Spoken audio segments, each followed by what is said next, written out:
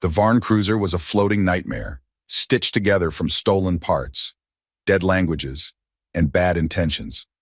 It moved like a shadow through ungoverned space, silent, predatory, and full of secrets. Jeff could smell it the moment he stepped aboard. Not just the scent of ozone and rusted coolant, but something older, sourer, like a room where too many people had bled and not enough had left. He was only supposed to fix a stabilizer array. That was the deal. Quick in, quick out. A couple of hours tightening bolts, patching coolant lines, rerouting plasma conduits. Simple work, no questions. In exchange, he'd get enough fuel to limp his ship to the next trade post, and maybe a hot meal that didn't taste like dried regret. But Jeff had always been a little too curious for his own good. That's what got him here, crouching in the ship's underbelly, sweating through his shirt, navigating corridors that weren't listed on any schematic. Every step deeper into the Varn cruiser felt like a descent into something primal. The walls were slick with condensation that ran down in slow, sticky rivulets. Pipes bulged like veins, pulsing faintly under torn mesh. Power cables drooped like vines, writhing slightly in the recycled air. A sharp hiss echoed through the dark, and for a moment, it sounded too much like breathing. He wasn't sure what he was looking for until he found it. It started with a biometric heat signature, a flicker on his scanner that didn't belong, then another. Not crew, not automated units. Different, trapped.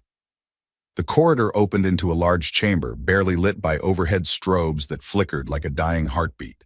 At the center, a cage, thick alloy bars, reinforced with biometric locks and embedded pain-triggering fields. This wasn't just a cell, it was a spectacle piece, a prison meant to be watched. Inside were two alien women. One was tall and lithe, her skin a dusky lavender tinged toward deep violet, like a storm at dusk. Her long white hair hung in elegant waves, matted with dirt and blood, yet somehow still regal. She sat with her back straight, legs crossed beneath her, her eyes silver and sharp, watching Jeff without a flicker of emotion. The other stood like a fuse about to burn out. She was curvy, fierce, with a wide stance and coiled muscles.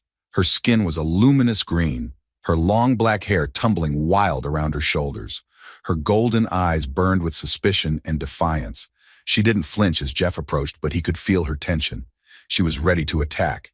Jeff held up his hands. "I'm not with the Varn." They didn't understand him, that much was clear, but the way the green-skinned woman's fingers flexed, just slightly, told him she understood his tone, or maybe just his intent. They were bruised, thin, worn, not broken, but close. He didn't know who they were, where they came from, or why the Varn had locked them together. But something in him twisted at the sight. He hadn't intended to be a hero.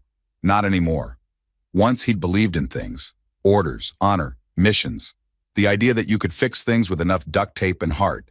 Then the mission on Lisa 3 went to hell, and his squad died screaming into static, and the brass had filed it all under acceptable loss. That had been 5 years ago. He'd gone freelance after that, kept his head down, worked for credits, not causes. But the look in their eyes, it brought back memories he'd buried deep.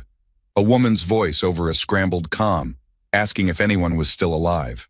Blood on his gloves as he dug through rubble trying to find her. He never did. Maybe these two reminded him of her. Maybe it was guilt.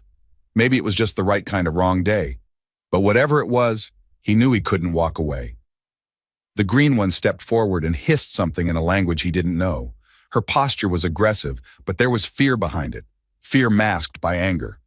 The violet one said something sharp in return without raising her voice. The two glared at each other like rivals. Enemies. Jeff didn't move. He reached slowly to his belt, pulled out his plasma torch, and held it up. Not as a weapon, but as a tool.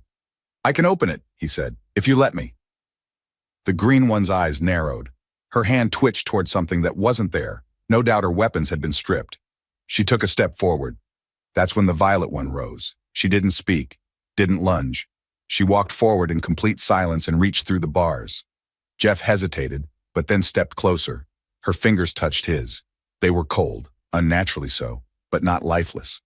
There was a strange grace in her movements, like she wasn't touching him out of gratitude or curiosity, but to measure him, to see if he would flinch. He didn't. She didn't smile. She didn't thank him, but she gave the faintest nod. Then she turned away from the bars and sat back down, her expression unchanged. Jeff moved to the lock and activated his torch. The mechanism sparked and sputtered as the plasma bit into its outer casing. Every second felt longer than the last. The torch's hiss echoed through the hall, and Jeff's heart raced. This part of the ship was supposed to be inactive, cold, forgotten. But he knew better. This was where they hid the monsters, and the things they didn't want seen. Behind him, the women didn't speak, but he could hear their breathing. One measured, one heavy. The lock gave way in a shower of sparks. Alarms began to scream. "Damn it," Jeff muttered, throwing himself into the final override. The cage hissed open. The violet woman stepped out first, graceful despite her injuries. She looked down at him with something unreadable in her gaze. Not trust. Not yet. But recognition. He had chosen a side. The green-skinned one followed, slower, suspicious. She eyed the corridor beyond like a predator scanning for threats. When her eyes met his, she hesitated. Just a moment. Then she looked at the thin scar running from his temple to the edge of his jaw, one he never talked about, and frowned. There was something human in her gaze then. Not sympathy, but familiarity, like she'd seen men like him before, survivors. Jeff turned. This way. They didn't understand his words, but they followed. The corridors came alive around them, emergency lights pulsing red, automated defense systems humming to life. He knew the route. He'd mapped it out before deciding to come down. But the ship was changing. Doors that had been open were sealed now. The walls throbbed like muscle, the air thickening with the scent of burned metal and stress. A security drone dropped from the ceiling in a flash of steel and light. Jera didn't wait. He didn't know her name yet, but it was the only one that would ever fit her. She dove forward, snarling something guttural as she tackled the drone midair. Sparks flew as she wrenched its limbs apart. Jeff moved to help, but the drone's partner activated from the ceiling behind him. A sharp bolt of plasma tore through the air. He cried out as pain flared in his shoulder. The blast seared his jacket, sending him to the floor. Kalari moved like a ghost. Her hand found the dropped blaster. One clean motion, one shot. The drone collapsed. Jeff blinked up at her. She stood above him, weapon held low, white hair falling around her face like a curtain. She offered her hand. He took it. Her grip was still cold, but not distant. They reached the hangar with alarms howling around them. His freighter, ugly, patched, but faithful, waited with its ramp lowered. As they sprinted up the ramp, Jeff slammed the door controls. It sealed shut just as another security drone opened fire. One shot slipped through before the ramp sealed. It grazed Jera's leg. She grunted, stumbled, but kept going. Jeff took the pilot's seat, fingers dancing across controls. The engine whined, then roared. The ship surged forward, crashing through containment clamps with a scream of metal. They broke free. No pursuit. Not yet. The Varn would realize soon enough what had happened. He'd humiliated them. He hadn't just freed prisoners. He'd exposed their secret. He'd made it personal. Silence fell as the stars opened wide outside the viewport. Jeff leaned back in his seat, panting. Blood trickled from his shoulder. Jera sat on the floor, muttering under her breath as she examined the burn on her leg. She glanced at him, then looked away quickly. Kalari stood near the cockpit door, watching him. After a long moment, she stepped forward. She didn't speak. Instead, she reached down and touched the edge of his jacket, right near the burn, and tore it clean, revealing the wound. Then gently, she pressed her fingers against the raw skin. Her touch stung, but only for a moment. Then she met his eyes. She said nothing. But in that look, something shifted. The predator's calm was still there, but so was something else. Curiosity, respect. Maybe something deeper, still buried under years of conditioning. Jeff exhaled slowly, closing his eyes. He hadn't planned this. But maybe, just maybe, the universe had. And behind him, in the quiet hum of the freighter, two enemies sat on opposite sides of the same room, unwilling allies, uncertain refugees. For now, they weren't fighting, not yet. The ship shook one last time as they broke atmosphere, and then, silence. A stretched, breathless kind of silence. Jeff didn't move. His hands were still gripping the controls, knuckles white, heart thundering against his ribs. The Vixen's Mercy hummed beneath him, a tired old beast of metal and flame, but she'd done it. She'd carried them clear of the Varn's claws, at least for now. In the dim light of the cockpit, Kalari sat on the floor beside the bulkhead, knees drawn to her chest. She looked barely touched by the chaos, just a quiet, coiled presence in the gloom. Jera stood behind the co-pilot seat, arms folded tightly, green skin gleaming with sweat and grit, her chest rising and falling like she'd run a marathon through a battlefield. Jeff finally let go of the yoke and turned his chair to face them both. His voice came out hoarse but steady. "My name's Jeff," he said. Neither answered. He tried again, softer. "Jeff Carter, human. I don't work for them." Zara frowned and tilted her head as if trying to understand. But then, Kalari spoke. Her voice was low, clear, precise. "We understood you the first time." Jeff blinked. "You speak standard?" "Of course," she said simply, as if insulted by the question. Zara rolled her eyes. "We both do. You think the Varn pitmasters want silence in their arena? Of course they made sure we could understand each other. Better for the show." Her tone was rougher, more casual, but the way she watched him was cautious. Not hostile, but uncertain. Jeff scrubbed a hand down his face. "Right, makes sense." Kalari stood slowly, elegant even now. "I'm Kalari, first of the Undazayan Flameborn, though I don't expect that means much to you." "No," Jeff admitted, "but it's a good name." She inclined her head slightly. He didn't miss the faint echo of pride in her posture. He remembered what little he knew about the Undazayan, an ancient race from Cryos 9, a planet of eternal twilight and frozen oceans, a world where emotion was buried deep and silence was sacred. Kalari's violet skin and stillness made more sense now. She came from ice. She was ice. Zara stepped forward, planting her bare feet like she owned the floor. "Zara, from Thessari. You don't need my bloodline, just know I didn't ask to be here." Jeff raised his eyebrows, then gave her a small smile. Noted. He'd heard of Thessari too, native to Zarath Kai, a double-sun world of scorched red deserts, shifting sands, and culture forged in firestorms. Zara's green skin and blazing presence weren't just personality, they were heritage. That was the start of something. 3 days later, the Vixen's Mercy drifted in orbit around a forgotten moon in neutral space, far enough from any patrol routes, close enough to emergency jump points if trouble came sniffing. From the outside, the ship looked like it had barely survived a firestorm, scorched hull, patchwork repairs, mismatched panels from 5 different eras. Inside, it wasn't much better. The lights flickered, the doors creaked. Every third console had something taped to it, but it was safe, for now. Too safe, maybe. The air between Kalari and Zara was thick enough to cut with a plasma blade. They didn't fight. Not physically, but tension? Tension seeped from the walls like condensation. Zara was loud. Every step she took echoed. She never closed a drawer quietly, never spoke below what Jeff privately called her command voice. She complained about the food, the showers, the temperature. She wandered barefoot through the ship, dropping snide comments and strange idioms Jeff didn't understand, but got the general message from. "Kalari is annoying. You're clueless, and I'm hungry." Kalari, in contrast, barely spoke at all. She floated silently through the halls like a violet ghost, long white hair drifting behind her, expression unreadable, hands always folded neatly at her waist. But Jeff could feel the chill she projected. Not literal cold, though her presence did somehow make the room colder, but emotional, measured, calculated. And if she said anything, it was delivered with such precise neutrality, it somehow felt more cutting. Jeff had become the reluctant diplomat between 2 opposing elements, fire and frost, heat and silence, Zara and Kalari.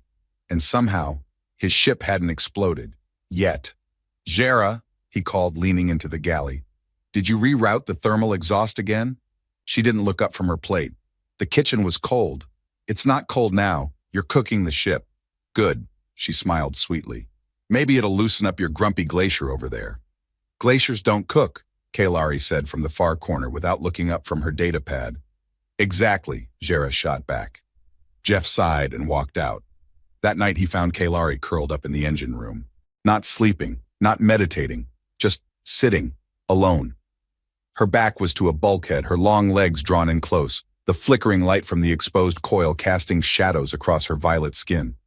Her species, the Cyanville of Cryos 9, a world of endless ice and glassy silence, was known for their composure under pressure and isolation.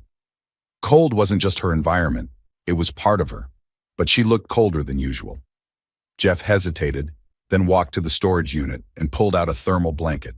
He crossed the room, knelt beside her, and draped it across her shoulders without a word. She opened her eyes instantly. Those silver irises focused on him, sharp as ever. But she didn't pull away. Jeff stood to leave, but before he could, her hand reached out, fingers wrapped gently around his wrist. Just for a second. long enough to say something without speaking. Then she let go. He left without asking why. The next morning, the scent of something burning pulled him back to the galley. Jera stood over the stove, stirring a pan full of aggressively red sauce. Her green skin shimmered in the rising steam, and her black hair was tied up in a surprisingly neat bun. She was humming. Jeff leaned on the door frame. "What are you cooking?" "Food," she said, proud. "For you." He blinked. "Oh, that's great." She turned, plating it with a flourish. "Spicy, like the sari heat. It clears the mind, and the nose, and probably your entire digestive system." He took a cautious bite. His entire skull ignited. Tears filled his eyes. The Thessari were desert-born, from Zareth Kai, a twin-sunned world with blazing sands and windstorms that peeled skin from bone. Their cuisine didn't believe in mercy. "It's powerful," he managed, face turning red. Jera beamed. "Just like me." Kalari entered a moment later, silent as ever, and placed a tall glass of water on the table next to him. Jeff reached for it instantly, gulping it down with a grateful groan. Jera's grin faded into a scowl. Kalari simply took the empty plate and set it in the sink. Jera crossed her arms. "Did he ask for your water?" "He didn't have to," Kalari said coolly. "Then maybe next time you can cook him something that won't kill him. Maybe next time you can cook something edible." "Ladies," Jeff cut in, eyes wide. "Let's not turn breakfast into an interstellar incident." Neither of them answered. But for the rest of the day, Kalari stayed near the cockpit, and Jera returned to her loud, stomping circuit of the ship. That night, the power went out. No warning, no flicker, just darkness. Jeff was in the engine room in seconds, flashlight between his teeth, hands in the guts of the ship. Sparks snapped at his fingers. He hissed in pain, then dove deeper into the console, trying to reroute the coolant flow. Kalari arrived quietly. She didn't speak, just dropped to her knees and began manually stabilizing the surge valves, her movements graceful but quick. Jera burst in seconds later, hair loose, wild-eyed, carrying an old glow panel. She set it beside them, then knelt by Jeff. He was pale, sweating, hands burned. "Jeff," she said, tone unfamiliar, soft, worried. He didn't answer. Kalari leaned forward and pressed two cool fingers to his temple. Jera gripped his hand. They held him steady together. The ship shuddered. Then the lights came back on. Jeff slumped back, breathing hard. Kalari withdrew her hand. Jera loosened her grip. He looked at them both. "Thanks." Kalari stood silently and turned away. Jera nodded once and followed. Neither of them looked at each other. But in that moment, in that emergency glow, with circuits still hissing and smoke curling from the walls, Jeff saw something fragile take root. Not peace, not friendship, but possibility. And in the quiet after, as the ship stabilized and drifted once more into the stars, Jeff realized something strange. They were starting to belong here, all three of them. The storm came fast. 1 second, the Vixen's Mercy was gliding through neutral space on a clean trajectory. The next, the ship was caught in the jaws of a sudden ion surge, tossed like a toy in a cosmic tide. Outside, blue-white lightning rippled across the stars like fractures in the void, and inside, every console screamed in protest. Jeff swore under his breath and sprinted for the engine core. Sparks rained from the ceiling. The power grid shivered under the weight of the storm's electromagnetic waves, threatening to overload everything. If the shielding failed, they wouldn't die quickly. They'd drift, powerless, until the next pirate crew picked their bones clean. He dove into the panel, hands moving on muscle memory. The coolant lines were already rattling, the relay wires vibrating too hard to be safe. Behind him, Kalari's voice cut through the chaos. "You can't hold the coil like that. You'll burn through your skin." "Not the priority," he muttered, gripping the conduit anyway. She knelt beside him, her long white hair tucked behind one pointed ear, her violet hands reaching past him to stabilize the plasma surge manually. She didn't flinch when the arc snapped dangerously close to her wrist. For all her cold detachment, she moved like someone used to high-stakes emergencies. The coil snapped loose. Jeff hissed in pain as it sliced a shallow cut across the inside of his forearm. Blood welled instantly. Kalari caught his wrist before he could pull away. "You're bleeding." "Yeah, I noticed," he said, gritting his teeth. "You're going to stain the floor." He barked a tired laugh, then winced. Kalari didn't smile, but her tone had softened. She reached into the med compartment, pulled out a sterile wrap, and pressed it to his skin with practiced care. Her fingers were as cold as ever, but her touch was steady, gentle. They sat in silence while the ship groaned and settled around them. "You should have let me go for that coil," she murmured after a moment. "You would have been just as cut up. I heal faster." He looked at her, surprised. "Do you?" She didn't answer. Instead, she leaned in slightly, still holding the wrap to his arm, her silver eyes fixed on the wound. "You shouldn't have helped us," she said quietly. "Back on the Varn ship, you didn't owe us anything." Jeff frowned. "I wasn't about to leave two people in a cage." "That's not what I mean." She hesitated. For the first time since he'd met her, Kalari looked uncertain, like her control had slipped just a little. "I had a chance," she said, "to kill Jera during the third cycle in the arena. She was down, disarmed. I should have ended it." He blinked. "You mean, you didn't because—" "She looked at me," Kalari said, voice barely above a whisper. "And in that moment, she didn't look like a warrior, just tired, just like me." Jeff said nothing. Kalari slowly pulled the bandage tight, her hands pausing against his skin. "I thought sparing her would be seen as weakness. I thought I would die for it, but I didn't." Jeff caught her eye. "So, you regret it?" "No," she said. "That's what frightens me."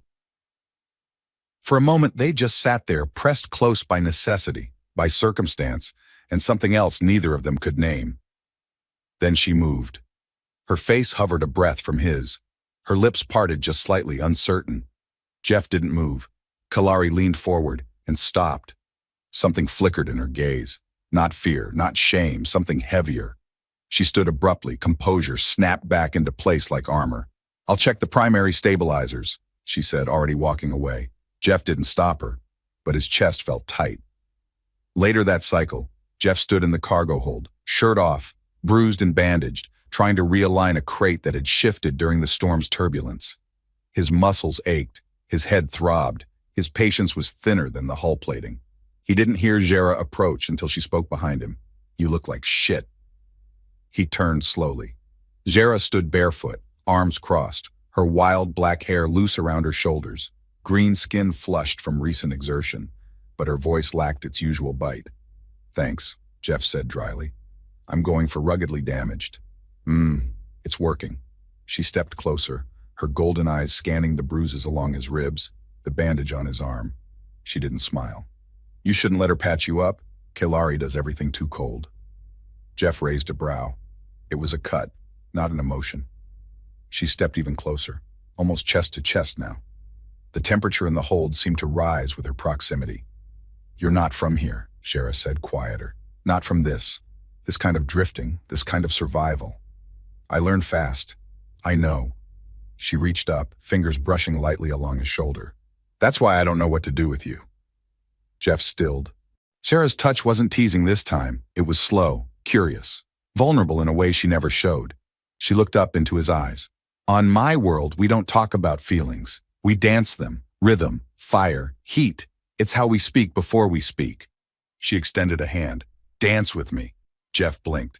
"There's no music." Jera smiled faintly. "There doesn't need to be." He took her hand. They moved slowly, swaying in the dim hold. No real steps, no choreography, just shared space, shared breath. Her hips brushed his. Her fingers curled into his heart hammered harder than it had during the storm. She pressed her cheek to his chest just for a moment. Then a voice shattered the calm. "You're joking." Kalari stood in the doorway, arms rigid at her sides, face pale even for her violet complexion. Her silver eyes burned. Jera stepped back, immediately on edge. "You spying now, Ice Queen?" "You're touching him like he's yours," Kalari snapped. "He's not." Jeff raised his hands. "Whoa, hold on." Kalari stepped into the room, eyes locked on Jera, then flicking to Jeff. "I don't want to lose again," she said, her voice breaking at the edges. She crossed the space in 3 long strides and kissed him. It wasn't cold. It wasn't hesitant. It was desperate. Jera's breath caught in her throat. Jeff didn't move, not until Kalari pulled away, trembling. She looked at him, then at Jera, and walked out. Jera stood frozen, her lips slightly parted. Then she turned, quietly this time, and left the hold without another word. Jeff stood alone, the echo of Kalari's kiss still burning against his mouth. The triangle had formed, and it was already on fire. The Vixen's mercy floated in silence. Outside, The asteroid market glimmered in the distance, a mess of flashing neon signs, black market trade hubs, and low-orbit junk rings. Inside the ship, however, was quieter than it had ever been, uncomfortably so. Jeff had gone out on a supply run, alone. Kelari hadn't protested. Zera had only shrugged. But the second he was gone, the silence thickened like a pressure drop before a storm. The two alien women sat in opposite corners of the main lounge. Kailari lounged with one leg crossed, expression unreadable, a datapad in hand. Zera, across the room, spun a combat knife between her fingers, rhythm sharp and deliberate. It tapped metal with every flick, not loud but constant. Tap, tap, tap. Kailari didn't look up. Zera rolled her shoulders. What? Kailari's voice was quiet, measured. Do you ever stop fidgeting? Zera smirked, flipping the blade one last time before sheathing it. Do you ever stop judging?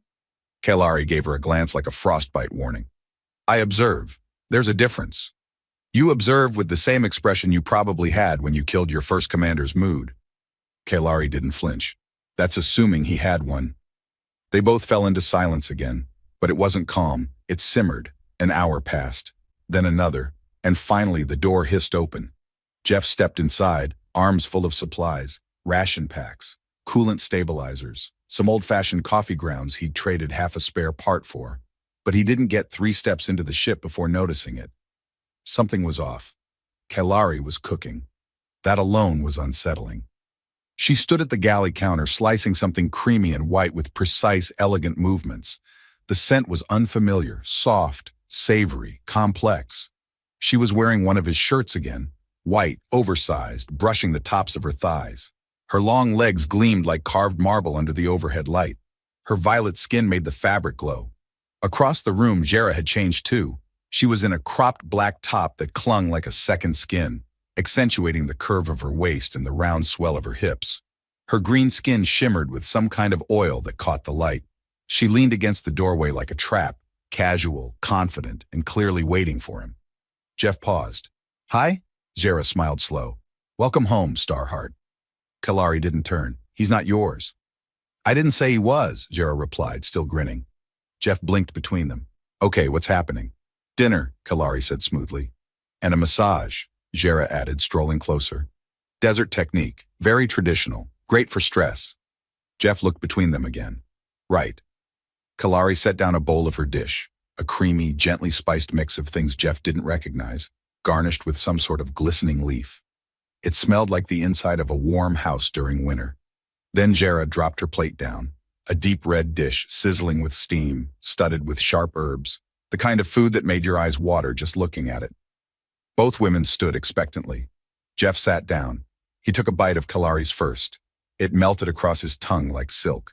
Subtle, balanced, rich. Then he tried Zera's. Fire. Delicious fire. Heat bloomed in his mouth and radiated down his chest, but the flavor was intoxicating. Wild, sweet, feral. He set the fork down slowly. Both are great. Zera leaned forward, crossing her arms under her chest. Yeah, but which is better? Kailari stepped closer, arms folded. Be honest. Jeff looked from one to the other. They were so different, standing side by side. Kailari cool-toned and regal with an air of untouchable grace. Zera, vibrant and warm and physically present in every sense of the word. Kailari's body was long, lithe, and strong, shoulders slightly broader, her bust full and pronounced beneath the loose cotton of his shirt. Her legs were smooth, sculpted, carrying years of quiet discipline. Zera's form was lush, grounded like someone carved from sun-baked clay, waist narrow, hips generous, thighs strong. She didn't hide her curves. She moved like she wanted you to look, and you did. Jeff opened his mouth, closed it again. Kailari raised a brow. My figure is superior by human standards, yes? Zera laughed. You mean your chest is? It's a significant advantage. Jeff coughed. Zera grinned, swaying her hips a little. And what about these? She turned just enough to show the full curve of her backside. Tell me that isn't driving you crazy. Kailari rolled her eyes but looked anyway. You have overdeveloped glutes. They're perfect, Zera said, smug. Thessari men used to write poetry about them. Jeff raised both hands. Okay, let's not turn this into a beauty pageant. Kailari blinked slowly. You say that as though you're not enjoying it? I am trying to survive it, Jeff muttered. But they weren't done. Jera stepped forward, slipping behind him and sliding her hands over his shoulders. "You're tense," she murmured. "Let me help." Kalari didn't move, but her eyes narrowed. Jera's fingers moved in slow circles. "Desert technique, remember?" Kalari stepped forward. "Cryon method is more effective and doesn't involve unnecessary touching." She reached out and placed a cool pack against his temple, her fingers brushing his cheek. Jeff nearly jumped. Jera leaned in. "Are we helping?" Jeff closed his eyes. "You're going to kill me, but I'll die happy." They both laughed. Later that night, Jeff stumbled into his quarters, emotionally exhausted and physically buzzed from too much attention. He slipped into bed not expecting rest, and that's when Kalari entered. She said nothing, just climbed in beside him, wrapping one arm around his chest, cool and composed. 2 minutes later, the door hissed again. Jera padded in, wordless. She slid in behind him, curling around his back like a furnace. Neither of them acknowledged the other. Jeff stared at the ceiling, heart pounding. Kalari nuzzled his neck. Jera's hand curled around his waist. He was trapped, willingly, utterly, and completely, and he didn't want to be anywhere else. Jeff woke slowly. For a long moment, he didn't open his eyes. He simply felt. A cool hand rested against his chest, palm curved slightly over his heartbeat. A warm thigh lay tangled with his own. Soft breath hit the back of his neck in gentle rhythm. He didn't need to look to know. Kalari pressed against one side of him, a steady presence of cool serenity. Her fingers had slid beneath his shirt in the night, resting lightly over bare skin, unmoving but secure. Jera curled behind him, molded to the shape of his spine, her body like fire against his back. One leg draped possessively over his hips, her breath warming the side of his throat. No words, no questions, but nothing about it was accidental anymore. Jeff let the moment stretch for another few seconds before reality filtered in. He was lying between two women who used to hate each other, and now, somehow, neither had left. That more than anything, unnerved him. He slid gently out from between them, careful not to wake either one, though he suspected at least Kalari was only pretending. Her breathing was too even, too precise. He dressed quietly and made his way down the narrow hallway toward the galley. The silence followed him. By the time he had a mug of rehydrated coffee in hand, Jera had entered the room. She didn't greet him. She didn't even glance his way. She just grabbed a ration pack and sat, opening it with more force than necessary. Moments later, Kalari appeared. Her silver eyes swept the room once, then she crossed to the far side, taking a seat without a sound. Her movements were graceful, efficient, cold. Jeff sat down between them, sipping his coffee and trying not to sweat. No one spoke. The tension wasn't the kind that screamed. It was the kind that whispered. They were doing that thing again, not fighting, but not at peace either. Jera refused to look at Kalari. Kalari pretended Jera didn't exist. And Jeff? He felt like a broken star caught between two orbiting forces that refused to realign. Last night had been something intimate, real, too real to be ignored. And now it was echoing in their silence. Kalari finally broke it. "We need to leave orbit by nightfall. The Varn could be tracking the outer beacons." Jera shrugged, eyes on her food. "Let them come." Kalari's gaze flicked to her. "You mean let them find him?" That got Jera's attention. She looked up, golden eyes sharp. "If they do, I'll burn them out of the sky." Jeff cleared his throat. "Let's not test that just yet." But the warning had merit. They couldn't stay idle too long, not this close to the grave march. So they worked. They prepped the ship in mostly silent coordination. Kalari ran system checks while Jera inspected external thrusters. Jeff moved between them like a translator no one had hired. Then the proximity alarm blared. Jeff reached the cockpit in 2 strides, Kalari right behind him, Jera sliding into the co-pilot seat without hesitation. The screen lit up, an unknown ship dropping out of low orbit, small, fast, but heavily armed. Kalari narrowed her eyes. Varn Raider, Type 7, Hunter class. Jeff swore. "How did they track us this fast?" Jera slammed her fist into the console. "I told you we should have melted that last beacon." "They're hailing," Kalari said. Jeff opened the comm channel just long enough to hear the demand. "Surrender the fugitives. Return the property. Or be destroyed. Property." That word sent something white-hot down Jeff's spine. "No," he said. He powered the engines, but the Varn ship was already locking on. Weapons armed. Impact in 60 seconds. Kalari, get shields up. Jera, get to the turret. Jera grinned, already running. Let's make them regret coming. The ship jolted as the first shot skimmed the outer hull. Not a direct hit, but a warning. They wouldn't get another. Kalari's hands danced over the controls. Shields to 70%. I can overload for a burst, but not for long. Jeff nodded. Do it, then drop it just as they fire. Give Jera a shot through the blind zone. Kalari gave a rare, grim smile. That's very reckless of you. He met her eyes. Taught by the best. The moment stretched, then she turned back to the console. When the Varn ship fired again, Kalari cut the shields exactly as planned, and Jera's shot landed hard. The Raider rocked back from the explosion. Jeff angled the Mercy into a tight roll, scraping through debris, then fired engines full throttle. Kalari's voice was sharp. 2 more tracking behind, smaller, escorts, Jeff cursed. We're not outrunning all of them. Then he saw it, a mine cluster, old debris field, unstable. He looked at Kalari. You thinking what I'm thinking? She nodded. Fly straight through it. Jera's voice crackled through the comm. You both are insane. I love it. The ship dove. They passed between the mines just as the escorts tried to follow, too close, too fast. The explosion lit up the sky behind them. Silence returned, but not the tense kind, not anymore. Later, back in the medbay, Jeff sat on the cot, shirtless, his side bandaged where a loose panel had clipped him during the final roll. Kalari and Jera sat beside him, one on each side. Neither was speaking. They just held his hands. Jeff stared at them for a long moment. I should say something.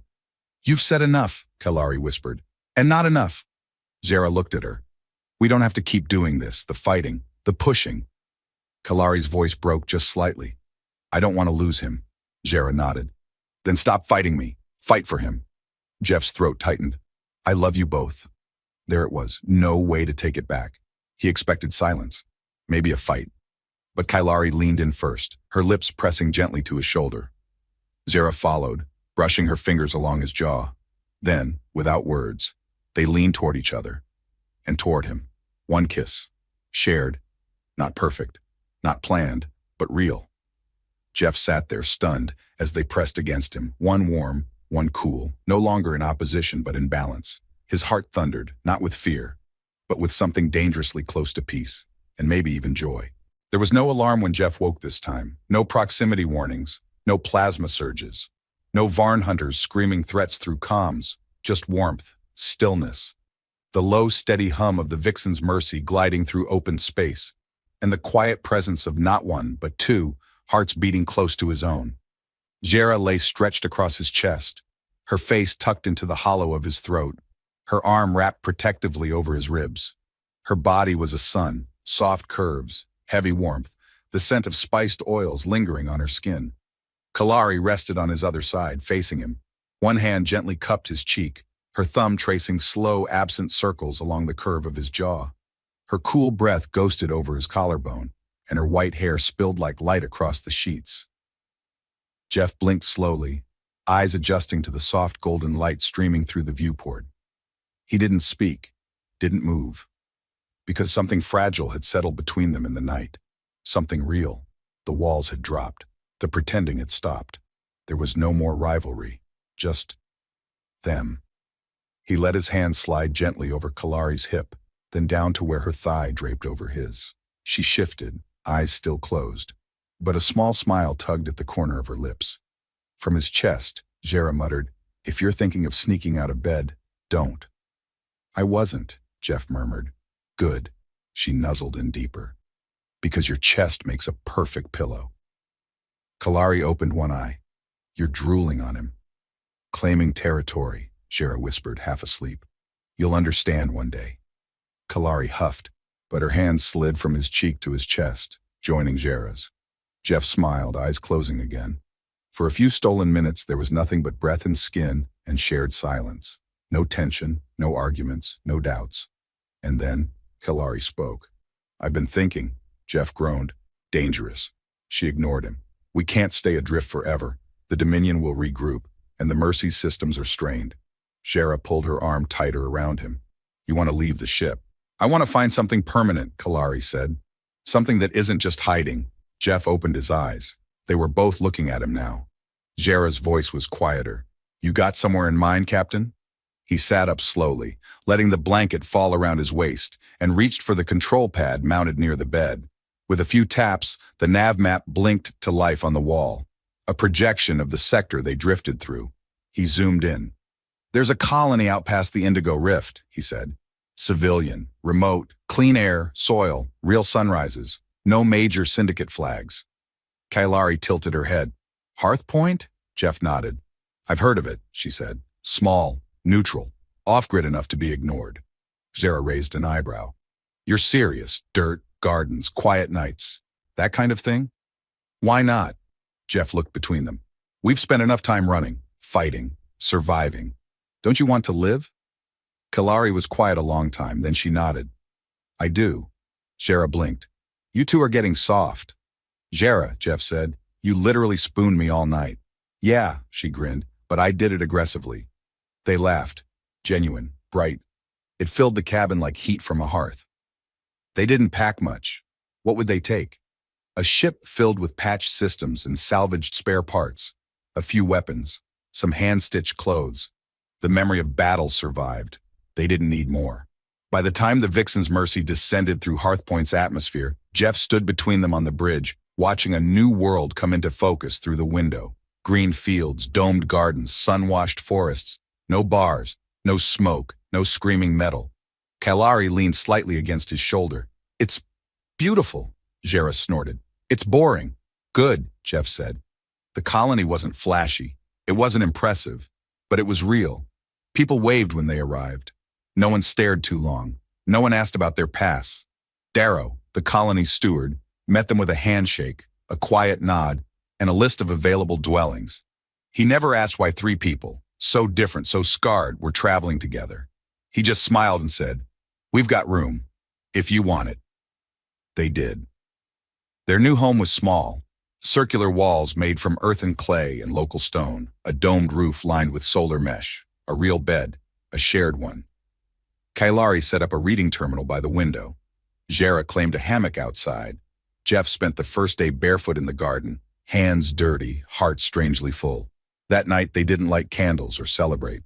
They just curled into each other in the dark, letting silence speak what words couldn't. And in the days that followed, something new bloomed. Kalari laughed more often. Zara picked fewer fights. Jeff stopped flinching at quiet. They cooked. They argued over spices. They bathed together under heated waterfall tiles built into the side of their dwelling. They lived. One evening after a quiet dinner, Jeff sat on the porch, watching the stars blink to life. Kailari stepped outside, wrapping a shawl around her shoulders. Zara followed, barefoot as always, plopping beside him with a soft sigh. Jeff looked at them both. "I keep waiting for the next emergency," he admitted. Kalari looked up at the sky. "Maybe peace is the emergency. The part we don't know how to survive." Zara reached for his hand. "Then let's learn." Kalari took the other. And just like that, they sat there, silent, tangled, steady, not drifting, not chasing, just being, together, not perfect, not simple, but theirs finally and completely. Morning came soft to Hearthpoint. Twin suns crept over the horizon like old friends, casting gold across the clay paths and the dew-streaked glass domes of the colony. Light filtered through the sheer fabric draped over the windows of their small home, casting warm shadows on the curved walls. Inside, Jeff stirred awake, blinking at the way the light touched everything gently. No sharp angles, no cold metal, no red alarms. Just peace and warmth. Kalari was still asleep, her white braid half undone across the pillow, one arm draped loosely over his chest. Her breathing was slow and even, a trace of a smile ghosting her lips. Zara lay pressed against his back, one leg tangled with his under the thin blanket. Her hand rested on his stomach, fingers spread, like she was afraid he might disappear if she let go. He didn't move, didn't dare. Because this, right here, this was the ending he never imagined surviving long enough to reach. He'd lost track of how many days had passed since they landed. And maybe that was the point. No clocks, no countdowns, just moments. Small, sacred ones. Shared and never rushed. He finally spoke, his voice a quiet rasp. "I love you both." He'd said it before, but here in this light, in this silence, it meant something different, something whole. Neither woman replied right away. Then Kailari's fingers shifted on his chest. Her voice was low, still thick with sleep. "We know." Jera's breath tickled his neck. "You're ours now." Jeff chuckled under his breath. "Is that how this works?" Kalari lifted her head slightly, blinking at him with silver eyes. "You're the first thing in years I've wanted to keep." Jera leaned over and kissed his shoulder. "Same. Annoying as you are." He smiled, a little crooked. "You know, I never planned to get trapped between a fire dancer and an ice queen in deep space." Kalari arched a brow. "We were the ones in the cage." Jera grinned. "You climbed in willingly." Jeff sat up carefully, the blanket falling around his waist, revealing the faint scars still healing across his ribs. Marks from the fight with the Varn, from the crash, from before. He looked down at them, then at his hands. "We're not running anymore," he said. Kalari nodded. "No more warships, no more cell doors. No more proving ourselves," Jera added. "Just to stay alive." There was a long silence, the kind that settles gently, not awkwardly. Then Kalari sat up too, wrapping the blanket around her shoulders. "We should plant something." Jeff blinked. "Sorry?" She looked out the window at the open yard, a small patch of untouched earth waiting just outside. "I read that humans bury roots to claim land. I want something that grows, something that stays."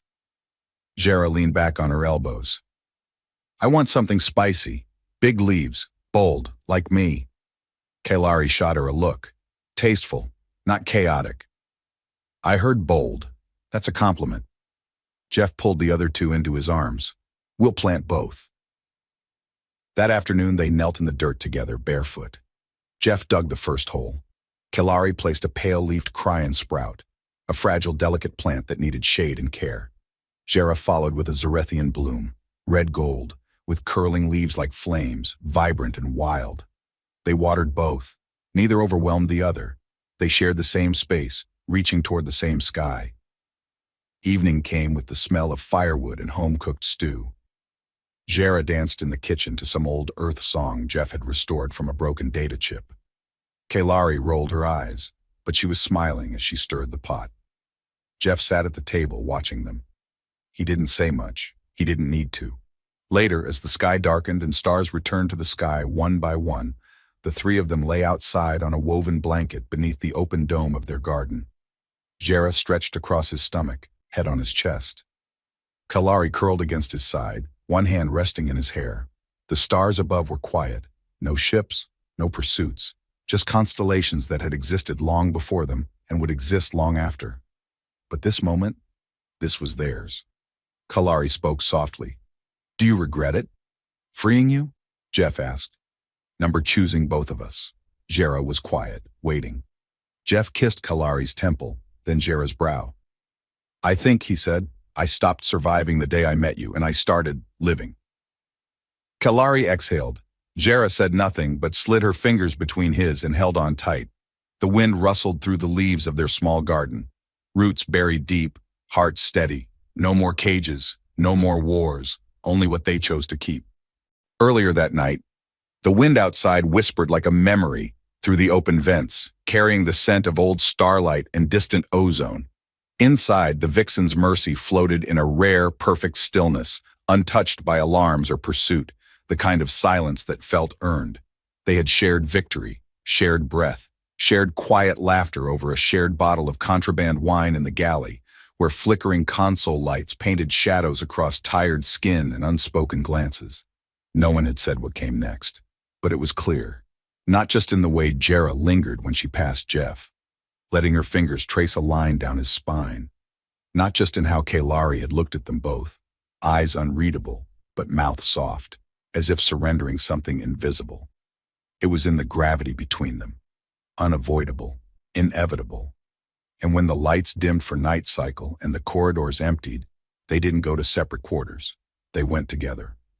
The bed was warm, not just from bodies, but from breath and tension, slow, molten, coiling around them like gravity itself had thickened. The air tasted of salt and something sweeter, need no longer veiled. Kalari moved first.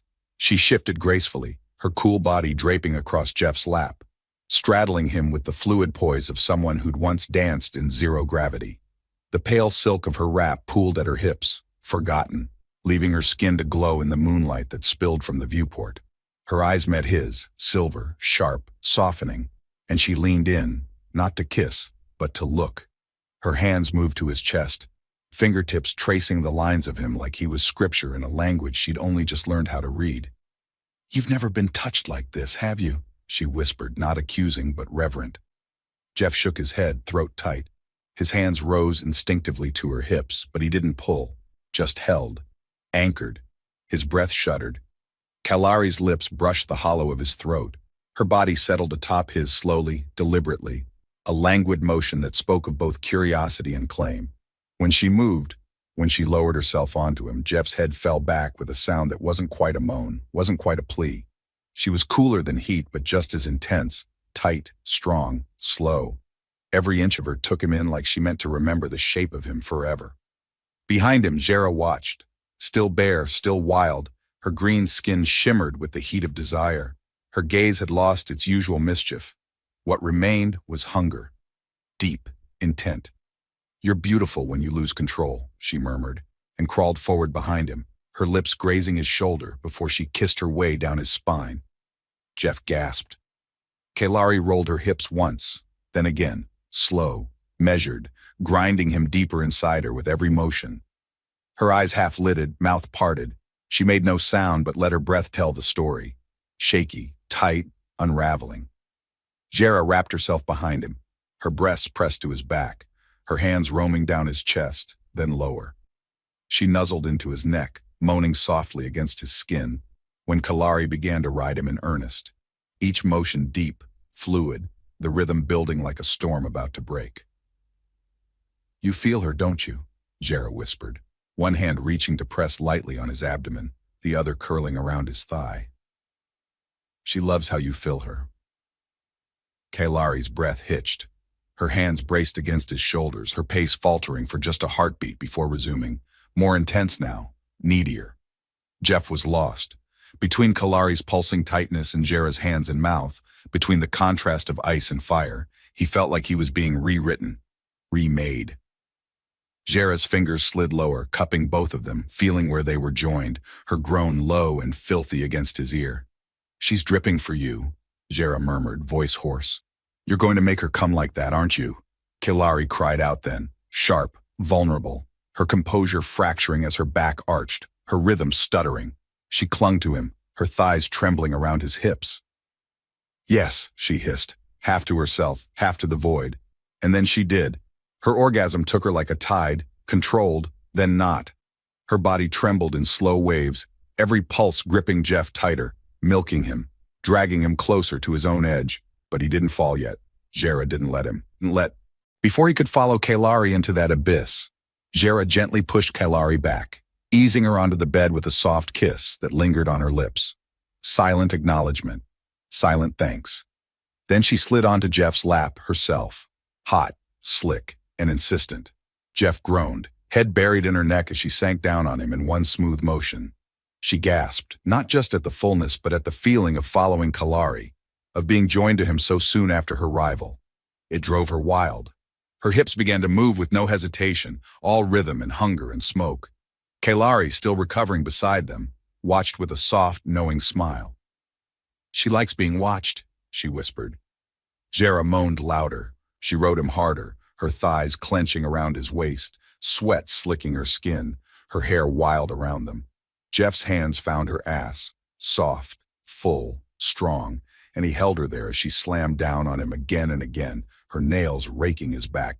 "I've never," Jeff gasped. "Never like this. You're mine," Jera panted, her voice breaking. "Ours. Say it. Ours," Jeff groaned, desperate. Jera cried out, her body tightening, convulsing around him, her head thrown back in a climax that shook through every muscle. That's when Kalari slid beside them again, kissed Jera's shoulder, then Jeff's cheek, and whispered, "Now come for us." And he did, hard, helplessly, caught in their heat, their strength, their mouths on his skin. His world narrowed into white fire, searing and sweet, his body lost to them, given freely. When he came down, all three were tangled. Kalari curled around his left, her breath slow, content. Jera against his right, still flushed, still panting. Jeff lay between them, undone, blissed, quiet. Kalari kissed his chest, Jera kissed his neck. No words, just warmth and stars. So many stars.